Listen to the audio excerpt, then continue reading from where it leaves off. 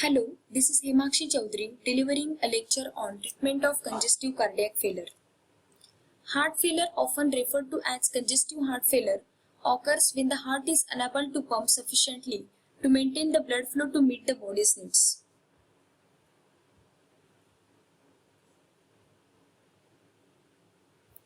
Normally, the heart beats approximately 60 to 100 per minute, providing oxygen-rich blood to rest of the body.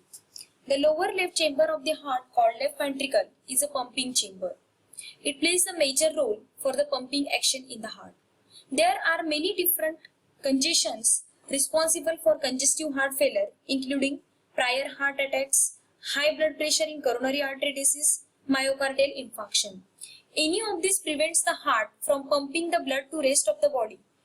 As a result, heart becomes faster, ventricle increases in size.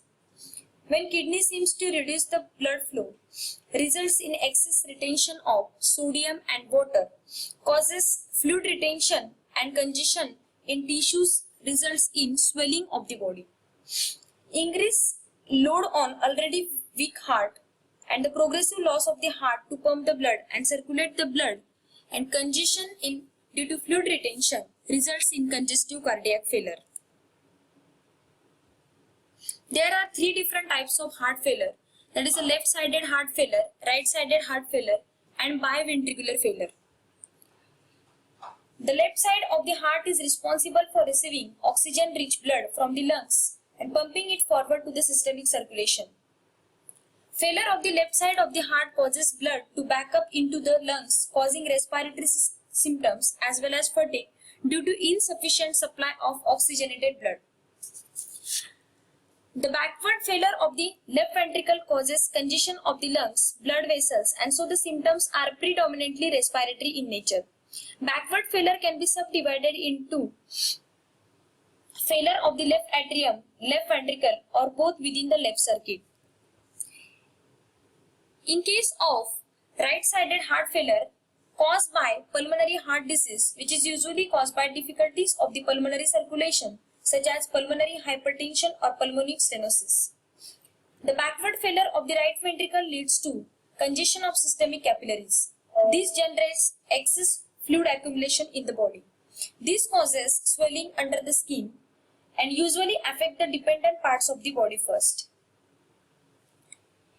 In case of biventricular failure, dullness of the lung fields to finger percussion and reduced breath sounds at the bases of the lungs may suggest the development of the pleural effusion. Pleural effusion is a fluid collection between the lungs and the chest wall. Though it can occur in isolated left or right-sided heart failure, it is more common in biventricular failure because pleural veins drain into both the systemic and pulmonary venous system. The common causes of the congestive cardiac failure are myocardial infarction, coronary artery disease, high blood pressure, atrial fibrillation, valvular heart disease, alcohol use, or cardiomyopathy. The major symptoms of the congestive cardiac failure are shortness of breath, excessive tiredness, leg swelling, chest pain, tightness of the chest, and crackles. The cardiac glycosides or cardiotonics is the best effective treatment for congestive cardiac failure, and the drugs are digoxin and digoxins. They produces their action by inhibiting sodium-potassium ATPase pump.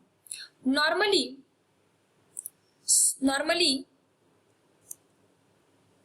the sodium-potassium pumps in the membrane of the cell, that is in cardiac myocyte, pumps the potassium ions in and sodium ions out.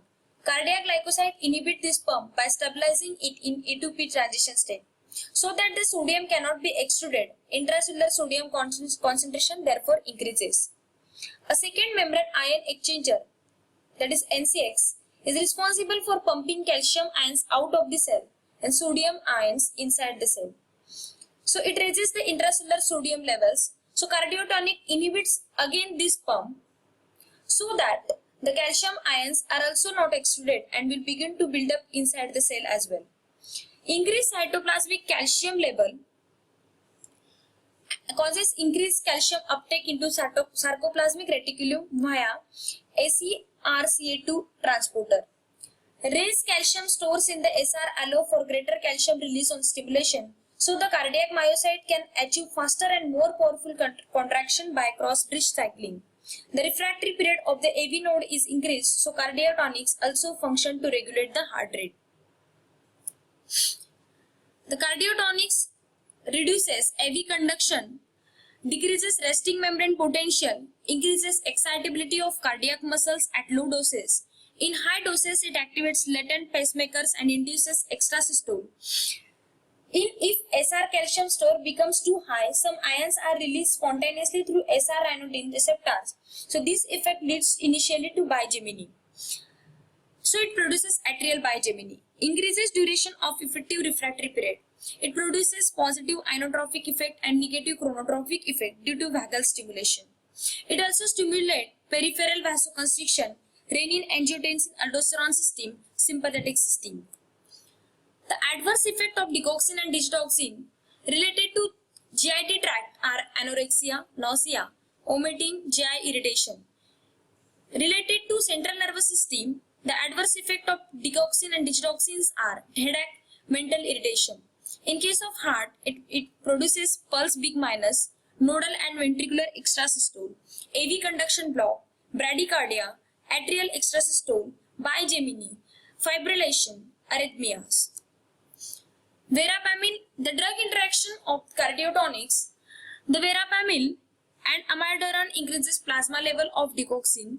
Rifampicin induces hepatic enzyme and reduces plasma levels of cardiotonics.